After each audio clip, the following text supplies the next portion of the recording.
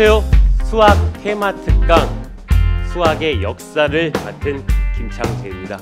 자, 수학의 역사라 사실 역사하면 외울 것도 많고 시대의 흐름도 알아야 되고 좀 딱딱하게 여겨집니다. 게다가 수학까지 같이 합쳐졌어요. 자, 오늘 자야 되겠구나 라고 생각할 수 있는데요. 오히려 이 수학의 역사, 수학이 어떻게 발달되어 왔는지 역사적 배경, 오늘은 역사와 지리와 기타 다른 소소한 이야기까지 합쳐서 수학의 역사를 한번 다뤄볼 텐데요. 의외로 재미있을 수 있습니다. 자, 사실 저는 초중고를 거치면서 수학을 배워왔는데 지금도 가르치고 있고요. 수학의 역사에 관해서는 많이 들어보지는 못했었습니다. 여러분들은 어떠세요? 수학의 역사, 그냥 수학자 이름 몇몇 분들 정도 아는 것에 끝날 수 있는데 오늘 이번 강의를 통해서 어떻게 수학이 발전되어 왔으며 그 학자들의 업적은 무엇인지 한번 살펴보도록 하겠습니다. 자, 수학의 역사 지금 바로 시작할게요. 많이 알고 계시죠? 피타고라스. 뭐죠? 피타고라스 정리. 이거 모르는 사람 없을 거예요. 그렇죠? 피타고라스 정리, 또 유클리드, 기하학의 아버지라 불리웁니다. 네, 피보나치, 수열에서 많이 배우죠. 네, 그 다음에 뉴턴. 수학자들 이름이 혹시 생각이 안 나면 자, 여러분들이 어렸을 때 다녔던 학원 이름 생각해 보세요. 네, 뭐뭐 있었죠? 라이프니츠 학원 없었을 거예요. 페르마 학원, 그렇죠. 그 다음에 파스칼 학원, 그렇죠. 많이 있습니다. 오일러도 있고요. 자, 그 다음에 수학의 황제라 불리웠던 가우스. 고등학생들 이 가우스 들으면 이제 그 가우스 기호가 생각나죠. 막 싫어집니다. 네, 매우 위대한 인물인데요. 그 다음에 이제 고등학교 과정에서는 케일리가 유명하죠. 행렬에서 케일리 해밀턴 공식 많이 들어보셨을 겁니다. 자, 이 수학자들의 업적에 대해서 알아보면 재미가 없습니다. 초반부터 잘 수 없습니다. 자, 그래서 수학이 어떻게 발전돼 왔는지 초기의 역사부터 한번 살펴보도록 하겠습니다. 자, 수학의 시작, 수학은 어디서부터 시작했을까요? 제일 먼저 수학은 셈으로부터 시작합니다. 하나, 둘, 셋, 넷, 셈으로부터 시작합니다. 자, 인류 역사가 시작되면서 밖으로 나가서 사냥도 하고요. 열매도 따면서 수렵, 채집 생활을 시작합니다. 밖에 나가서 동물을 사냥했는데 이 사냥한 동물이 몇 마리인지 또는 열매가 몇 개인지 세기 위해서, 그러니까 셈을 하기 위해서 수학이 이제 처음 시작을 하게 되는데 처음엔 손가락과 발가락을 사용하겠죠. 그 다음에는요, 사용할 게 없으니까 주변에 있는 사물을 이용합니다. 주변에 있는 사물, 돌을 이용해서 조그만 돌은 뭐 1, 예를 들어서 1 또는 5, 좀 큰 돌은요 10 또는 50, 더 큰 돌은 100, 이렇게 돌을 이용해서 사용하기도 합니다.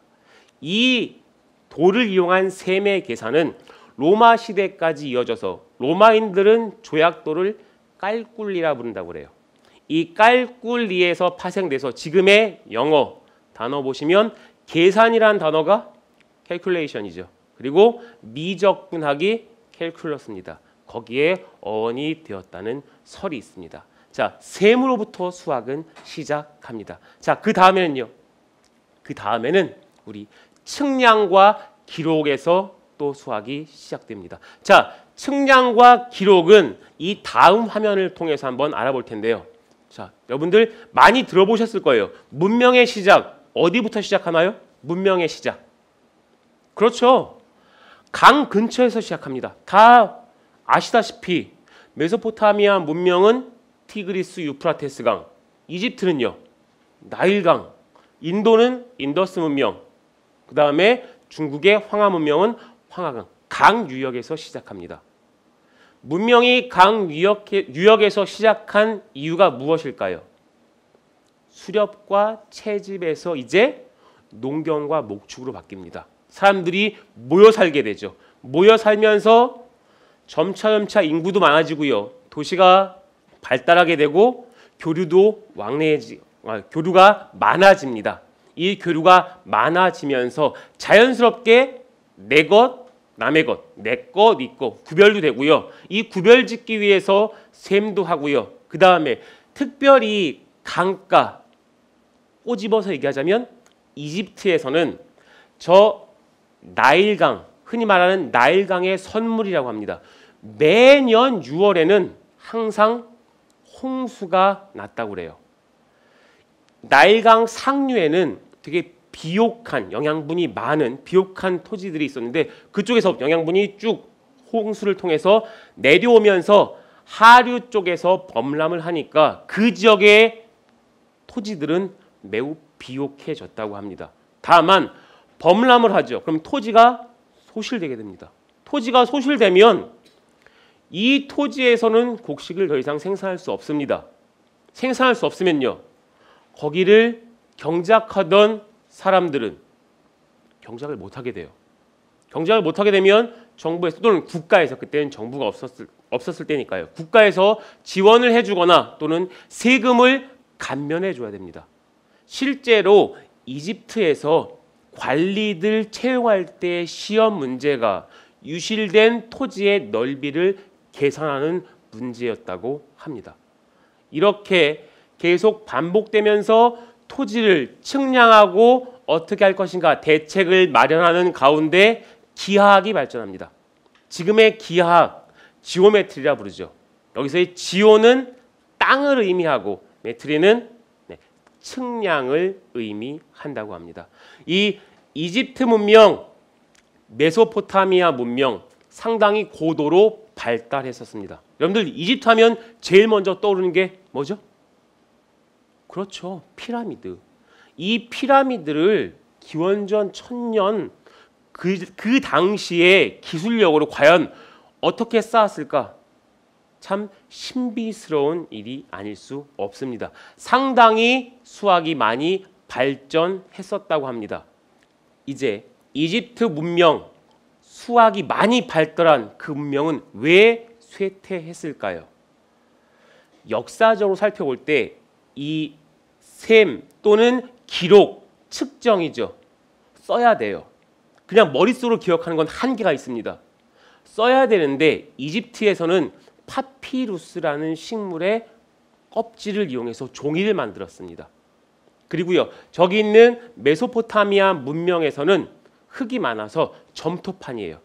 찰흙을 잘 다져가지고 사각 형태로 만든 다음에 얇게 만들어서 점토판을 만들었습니다. 거기에 쐐기 문자로 해서 새겨 넣는 방식으로 글을 썼어요. 이집트 문명은 상형 문자예요. 도형이 막 나오는 거 보시죠. 자, 파피루스에 새겨진 상형 문자예요. 새 그림도 보이고요, 사람 그림도 보이고요, 동물 그림도 보입니다.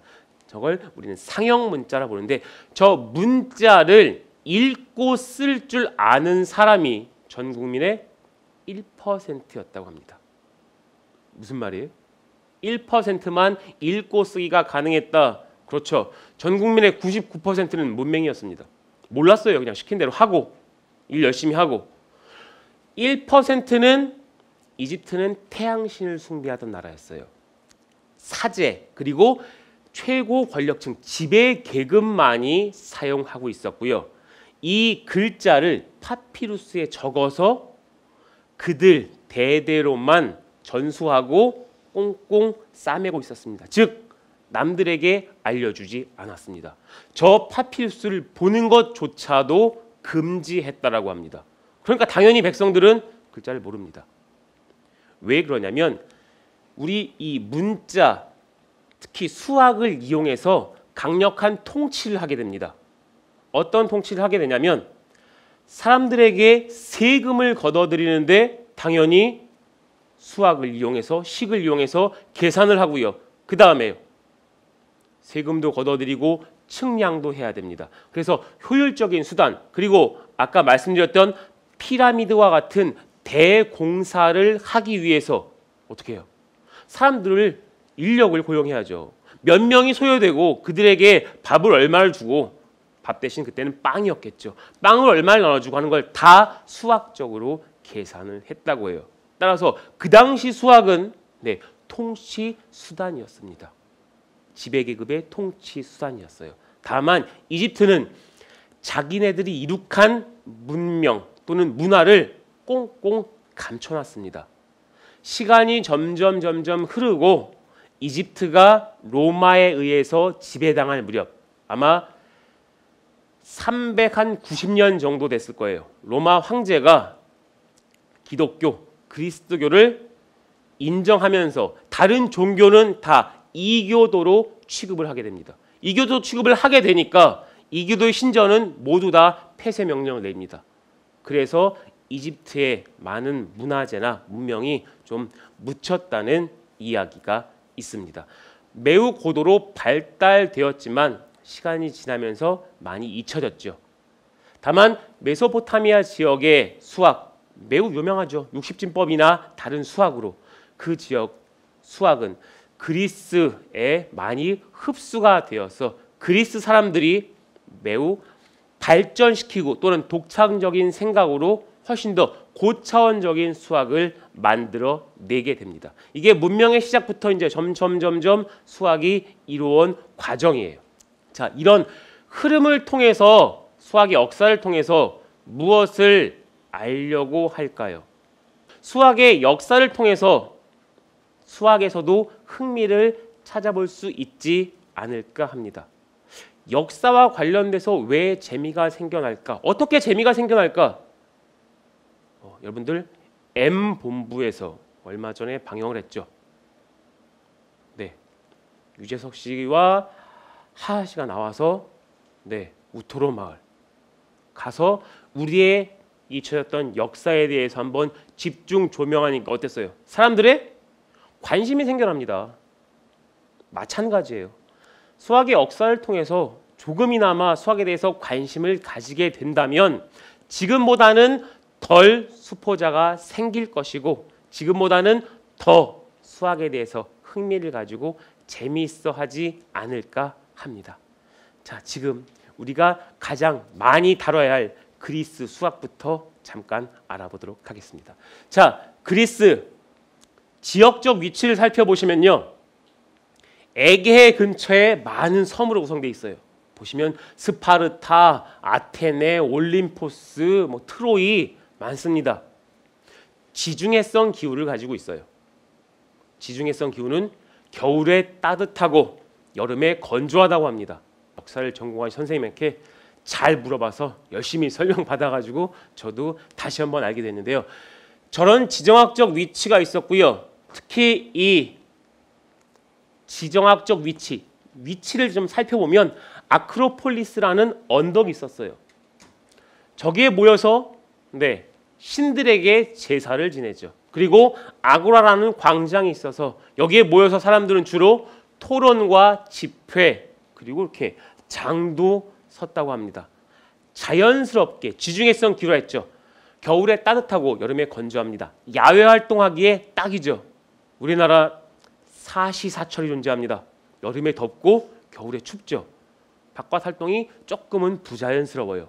물론 봄, 가을엔 가능하겠지만 하지만 이 나라는 매번 이렇게 모여서 토론하고 이야기하고 집회를 열고 이 바탕 이렇게 토론하고 자기의 생각을 피력하고 이야기할 수 있는 그러한 과정 속에서 수학과 철학이 발달하지 않았나 생각합니다.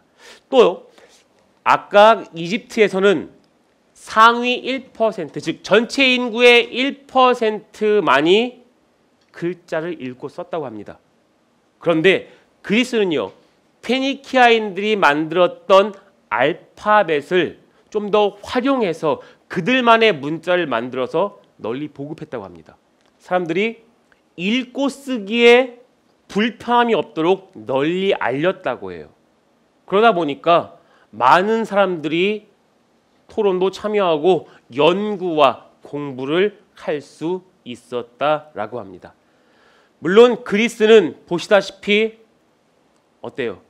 섬, 바다가 많죠. 그리고 이 지역은 국토의 20%만이 경작이 가능했다고 합니다. 당연히 먹을 게 없으니까 눈을 바다로 돌립니다. 바다로 돌려서 배를 타고 나가서 해상 무역을 하거나 식민지를 건설하게 됩니다. 그리스 시대에는 노예가 참 많았죠. 네, 육체 노동을 하는 노예가 있었기에 그리스 사람들은 좀 시간적 여유도 생기고요. 그 다음에 많은 여가적 활동을 많이 했다고 합니다. 심지어는 계산만 하는 노예도 있었다고 그래요.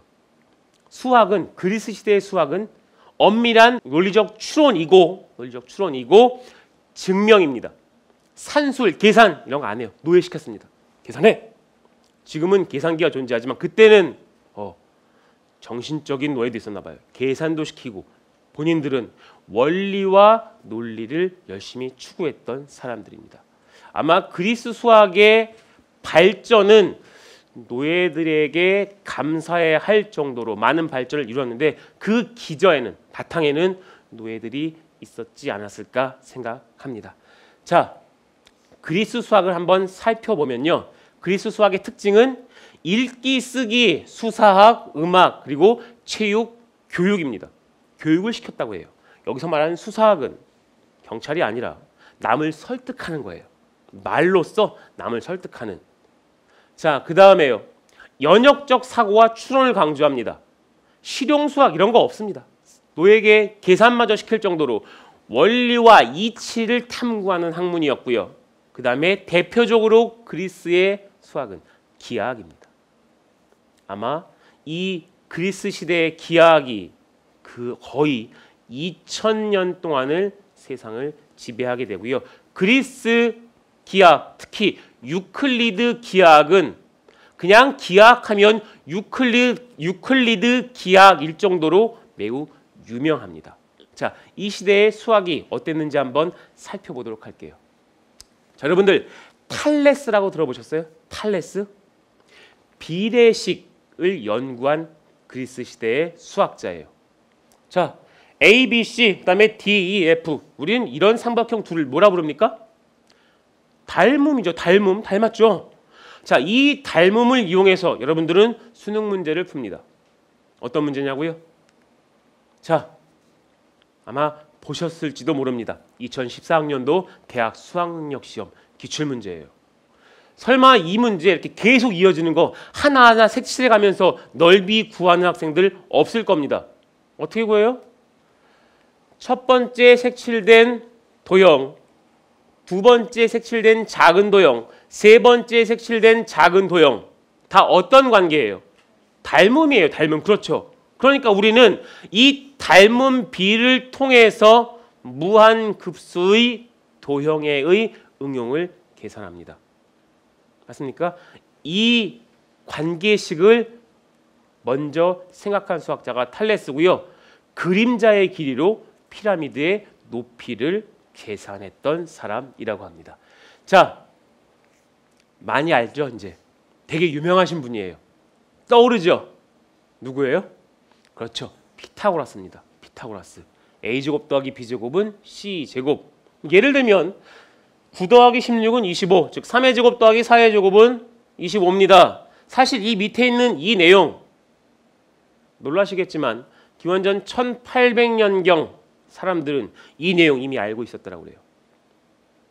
그런데 왜 피타고라스의 정리라고 이름이 붙여졌느냐? 이분이 먼저 증명하셨어요. 엄밀한 논증, 증명에 참 많이 열정을 가지고 투자하신 분이에요. 모든 만물의 기본은 수라고 생각하신 분이죠. 이 피타고라스는 되게 유명한 일화가 있습니다. 피타고라스 학파라고 해서요. 피타고라스를 거의 신과 동일시하는 그룹이 있었습니다. 거의 종교단체 수준이에요. 이 학파에 가입하려면 전 재산을 혼납해야 돼요. 전 재산을 혼납하고 같이 수학을 연구한 다음에 모든 업적은 우리 피타고라스 님께 돌렸던 피타고라스 학파가 있습니다. 자, 이 피타고라스 학파에서도요. 좀 이상한 일이 벌어집니다. 자, 여러분 a제곱 더하기 b제곱은 c제곱. 현재 이 상황에서 a와 b에 1을 대입하면 1제곱 더하기 1제곱은 얼마죠? 2죠. 결과가 2죠. 그럼 2는 어떤 수의 제곱이에요? 루트 2죠. 이렇게 말하면 그때 당시에는 조용히 끌려가서 바다에 빠뜨리거나 우물에 넣었다고 해요.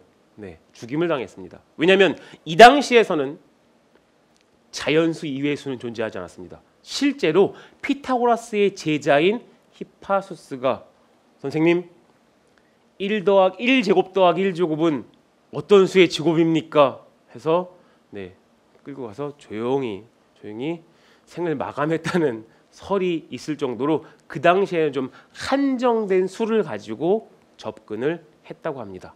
다만 이 피타고라스는 우리 그리스 시대에는 성인 남자만이 모든 일의 우선이었습니다. 선거도 했고요. 올림픽도. 그런데 이 피타고라스는 자신의 부인이나 딸을 수학을 가르친 페미니스트였다고 합니다. 의외의 면모를 보이고 있어요. 자, 피타고라스도 있고요. 그 다음에 많이 들어보셨죠? 기하학을 모르는 자 이곳에 들어올 자격이 없다. 그만큼 기하학을 중요시했습니다. 누군지 혹시 아세요? 힌트를 드리자면 소크라테스의 제자입니다. 형이상학을 연구한 이데아 이론을 연구한 플라톤입니다. 이 플라톤은 정다면체를 많이 연구했고요. 우주를 이루는 모든 물질은 이 정다면체로 구성되어 있다라고 설명하기도 했습니다. 우리는 플라톤을 철학자로 많이 알고 있습니다. 저 또한 그런데요. 수학을 배운 사람의 입장에서 플라톤은 수학 저서를 하나도 남기지 않았습니다. 그래서 일각에서는 수학은 철학을 위해서 사용했을 뿐이다라고 평가를 하고 있습니다. 그러니까 철학을 위해서 수학을 했다 이런 평도 있게 되죠. 자, 혹시 원주율 이분 하면 떠오르는 게 왕관, 왕이 부탁하죠. 이 왕관에 금이 얼마만큼 함유되어 있는지 이미 떠오르시죠?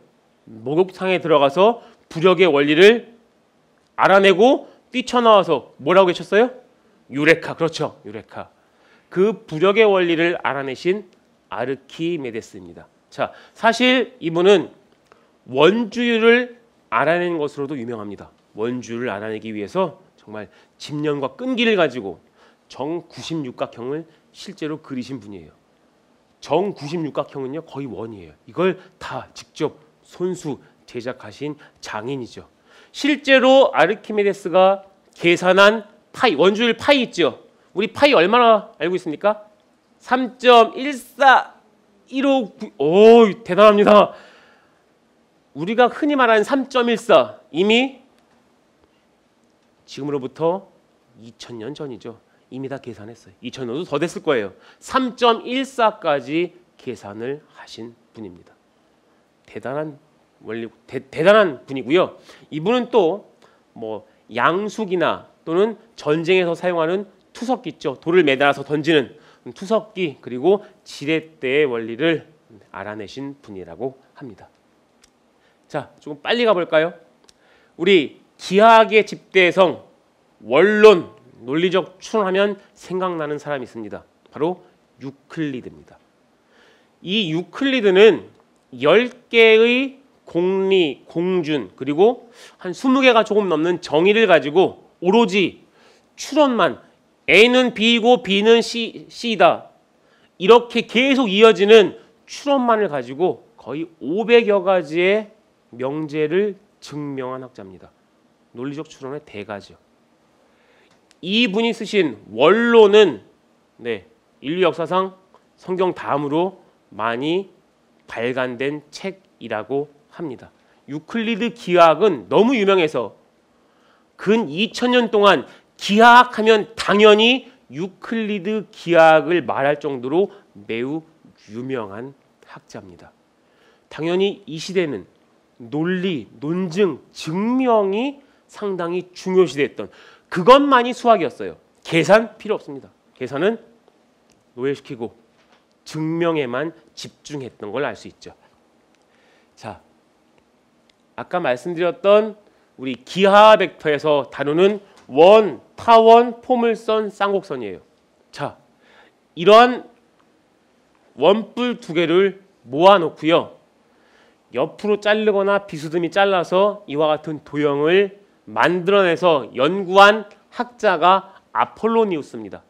사실 아폴로니우스의 원도 배웠죠. 아직 안 배웠나요? 좀 어렵기도 한데 아폴로니우스는 도형을 많이 응했고요. 이 도형은 실제로 우리가 배우고 건축물이나 실생활에서도 참 많이 쓰입니다. 여러분들 혹시 유럽을 여행하게 될 기회가 있다면 성 바오로 성당이에요. 성 바오로 성당에 가시면 속삭이는 회랑이라고 해서 어떤 특정한 지점에서 정말 바로 옆에서 속삭이듯이 예, 그랬어? 이랬어. 이렇게 얘기하면 특정한 멀리 떨어진 특정한 지점에 가면 그 이야기가 상당히 크게 들린다고 합니다. 원리는 타원의 두 초점과 관련이 있습니다. 이 타원의 한 초점에서 발생한 소리나 빛은 곡면에서 반사가 돼서 다른 초점으로 모여진다는 성질이 있습니다. 또는 포물선을 이용한다면 여러분들 우리 많이 보셨을 겁니다. 안테나죠. 이 안테나 자세히 보시면 요 가운데 모아놓은 게 있어요. 보이세요? 저게 수신기예요. 포물선의 성질은 축의 평행한 빛은 반사돼서 초점을 반드시 지나요. 그러면 이 수신기들은 어디에 달려 있겠습니까? 그렇죠. 초점에 있는 거예요. 이걸 보기 힘들다. 혹시 위성방송이 나오는 집에 살고 계신다면 네, 접시를 잘 살펴보세요. 집에 설치한 접시 있죠? 이렇게 볼록한 형태로 되어 있을 텐데 그 앞에 저런 수신기가 분명히 달려 있을 겁니다. 실제로 우리 일상에서 참 많이 쓰이고 있습니다. 자, 그리스 시대의 수학을 좀 마무리하면서 이 묘비 잘 안 보입니다. 여행자여 이 돌에는 누구누구의 영혼이 잠들어 있다 점점점 나옵니다. 자세히 읽어보시면요. 디오판토스의 생애가 나와 있습니다. 이 디오판토스는 문자를 처음으로 생각해서 식을 만들어냈다고 합니다. 이 묘비에 있는 내용을 여러분들에게 풀어보세요. 또는 이 디오판토스의 나이가 얼마일까요? 라고 묻는다면 이와 같은 방정식을 세웁니다.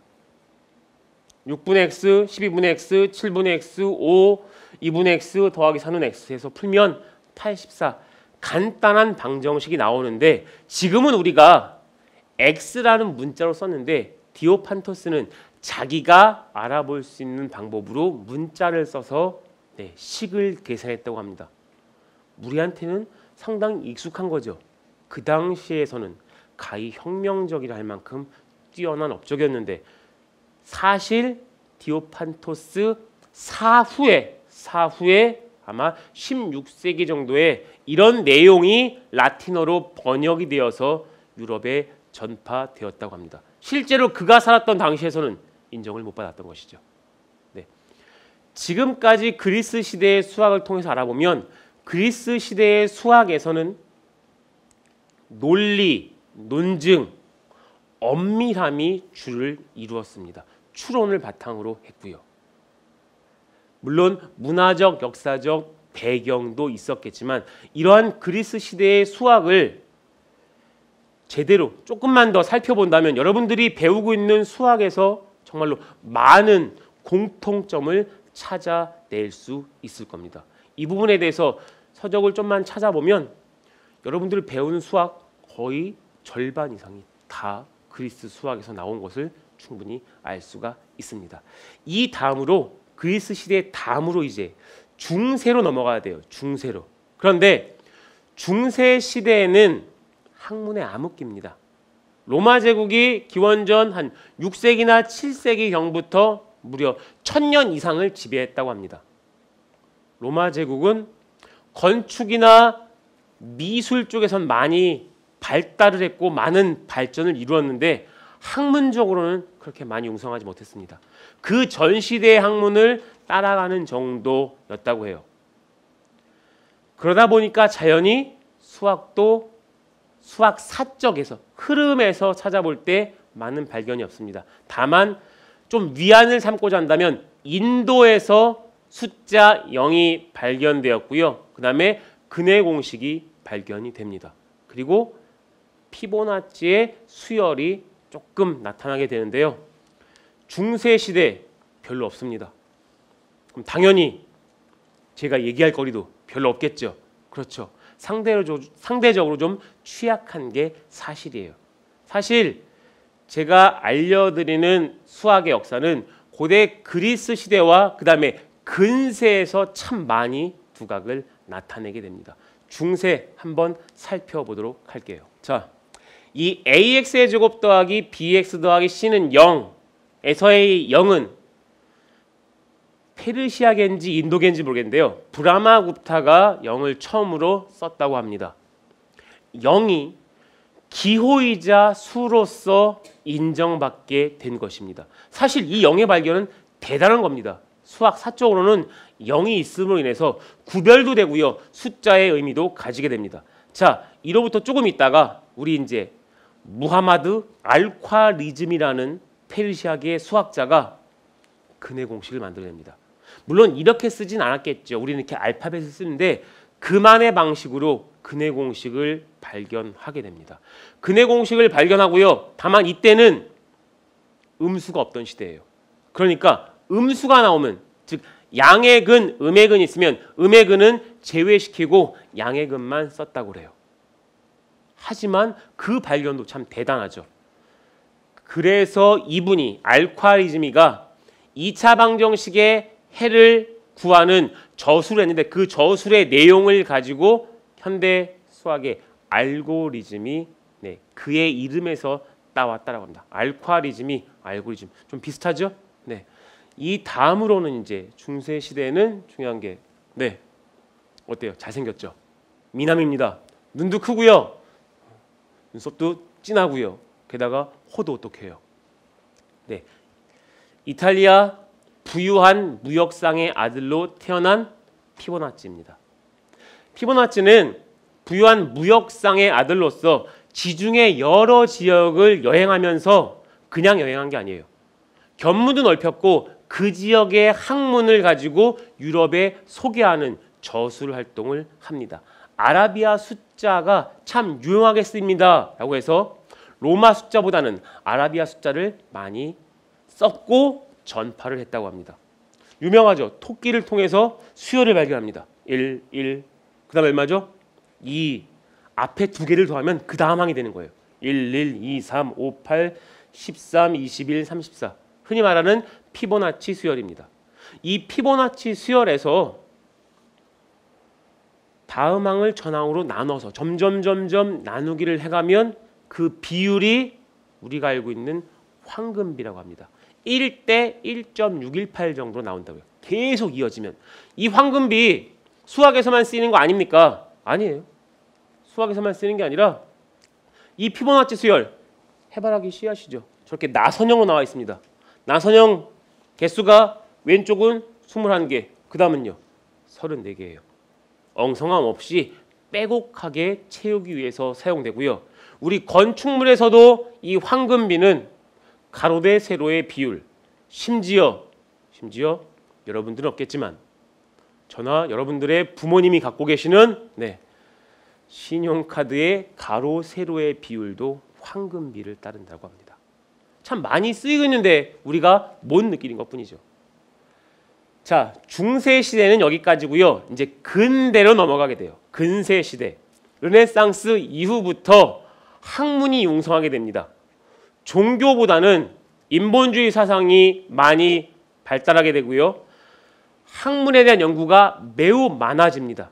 특히 이 학문 연구는 상당히 많아져서 근세 수학에서 우리가 많이 배우는 미적분, 확률론, 정수론 등이 많이 탄생하게 됩니다. 많은 학자들이 있는데요. 그분들이 어떤 업적을 남겼으며 우리가 배운 수학과는 무슨 관련이 있는지, 자, 제일 첫 번째 주자, 자, 카르다노예요.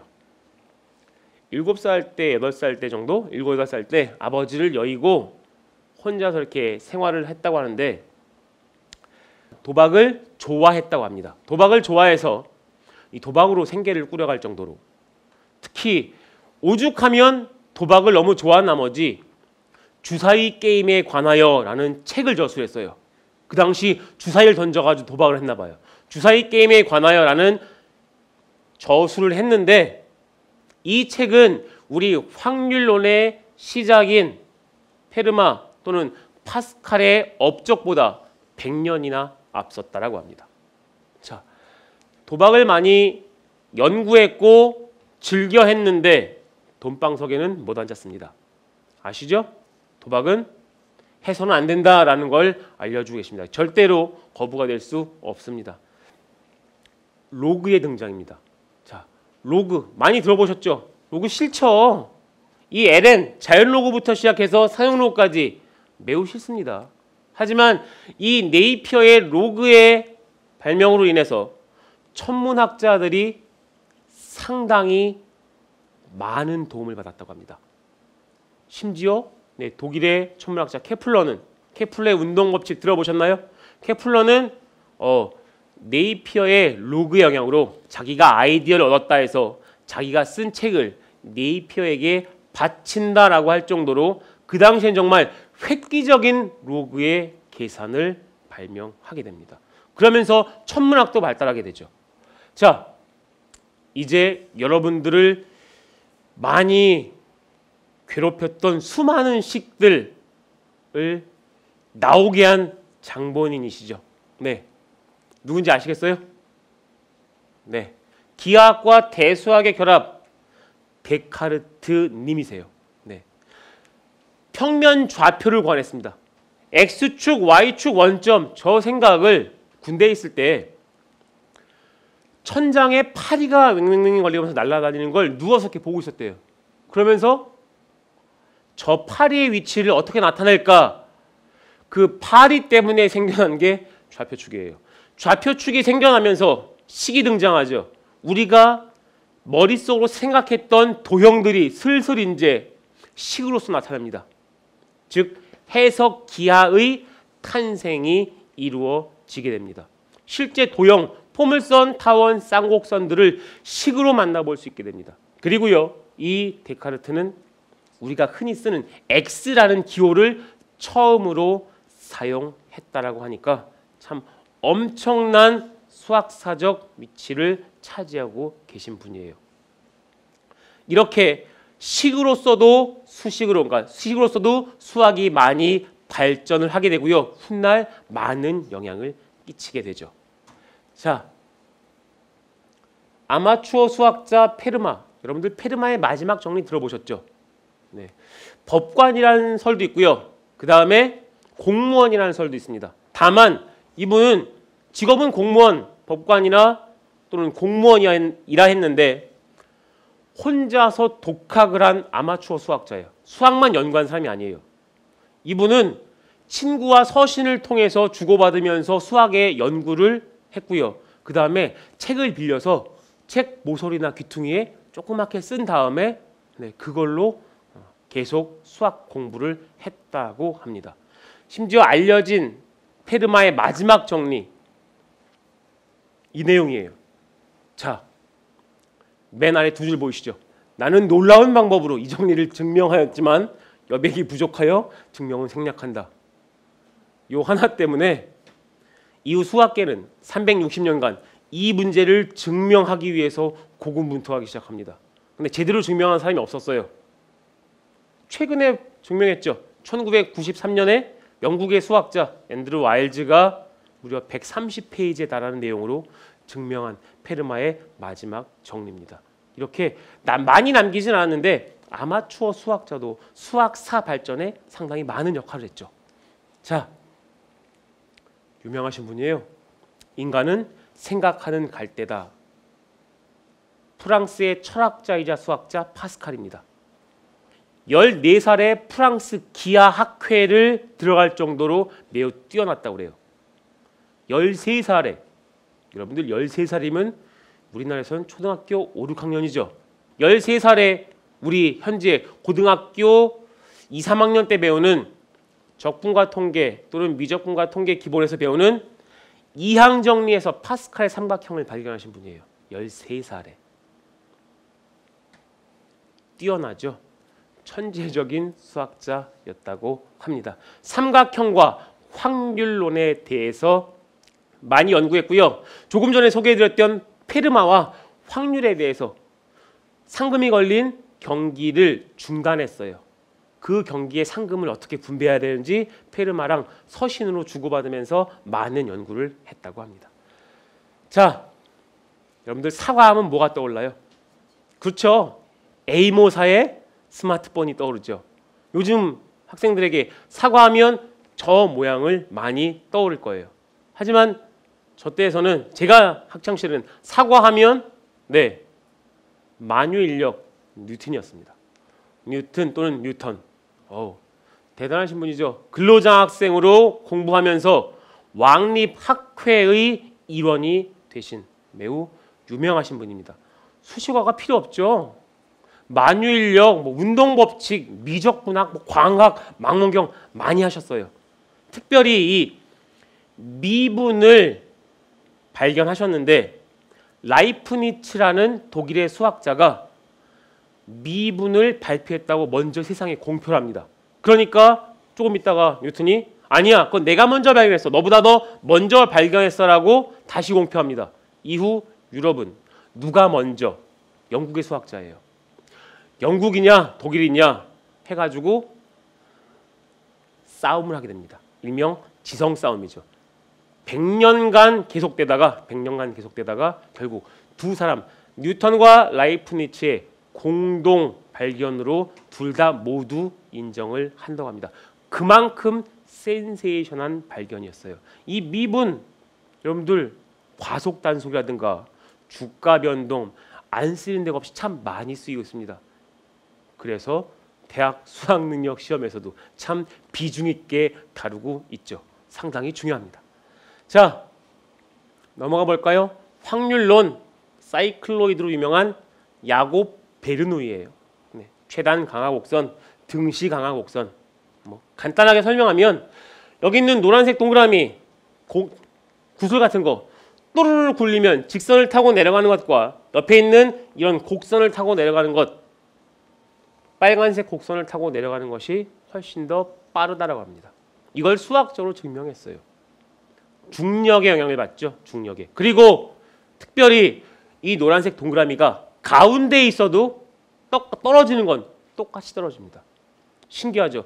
위에서 굴리나 중간쯤에서 굴리나 똑같은 시간에 떨어진다고 합니다. 중력 때문이에요. 이런 내용도 발견했고요. 그 다음에 오일러 많이 아시죠? 여러분들 책이나 영화에서 혹시 박사가 사랑한 수식이라고 들어보셨어요? 그 박사가 사랑한 수식, 그 박사가 이 박사는 아니고요. 박사가 사랑한 수식이 어느 거예요? 맨 아래줄에 있는 거죠. 맨 아래줄에 있는 거. 저게 오일러 공식입니다. 세상에서 가장 아름다운 공식이라고 그래요. 자연대수 2, 허수의 I, 원주율 파이, 그 다음에 지수, 곱셈, 덧셈, 1, 0, 등호. 오일러 공식, 정다면체에서의 오일러 공식은 그 위에 나와 있는 거예요. 꼭지점, 모서리, 면 해가지고 발견했는데요. 이분은 20대 때 한쪽 눈을 실명하고요. 60대에 가서 다른 마저 한쪽 눈을 실명했다고 합니다. 하지만 그럼에도 불구하고 다양한 저술 활동을 통해서 500편이 넘는 논문이라든가 서적을 출간할 정도로 상당히 수학에 열정적이었다고 합니다. 이런 분들의 업적으로 계속 수학이 발전해 나가면서 자, 가우스죠. 매우 고급져 보이기도 하고 뭔가 고집이 있어 보이기도 합니다. 수학의 황제라 부릅니다. 19세기 수학 대표 수학자라 불리는 수학의 황제. 안 하신 게 없어요. 보세요. 정수론, 통계학, 해석학, 미분기하, 특지, 천문, 광학. 천재 수학자입니다. 많은 업적을 남겼고요. 특별히 가우스는 정수론에서 많이 유명하죠. 가우스 기호를 고안해낸 학자기도 하고요. 자, 이렇게 많은 수학을 거쳐서 이제 근세를 지난 이제 현대로 넘어오게 됩니다. 사실 현대는 상당히 많은 내용 담고 있지만 특별히 추상적인 개념도 많이 발달하게 되죠. 자, 여러분들 혹시 아는 수학자 있나 한번 살펴보세요. 칸토어, 포앙카레, 러셀, 힐버트, 폴리아 비교적 많이 들어보진 못했을 거예요. 대학교 가서는 좀 많이 들어볼 만한 내용인데요. 자, 칸토어나 힐버트는 무한에 대해서 많이 다뤘습니다. 무한의 개념. 셀 수 있는 무한과 셀 수 없는 무한이 있고요. 특히 이 힐버트의 호텔 패러독스는 무한 개의 방을 가진 호텔이 있습니다.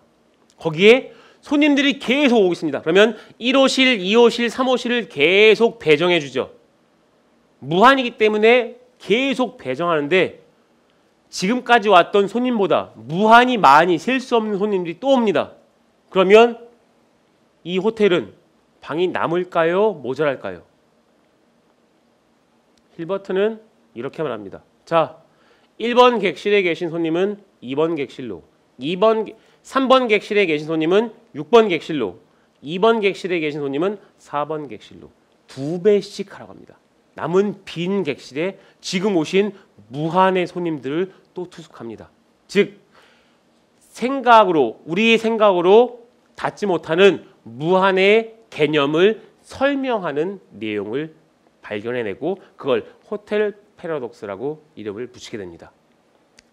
다양한 내용, 우리가 물론 고등학교 수학에서 다루지 못하는 내용이지만 이 수학을 배우면서 많은 우리 일상생활과 밀접한 많은 이론들이 발전하게 됩니다.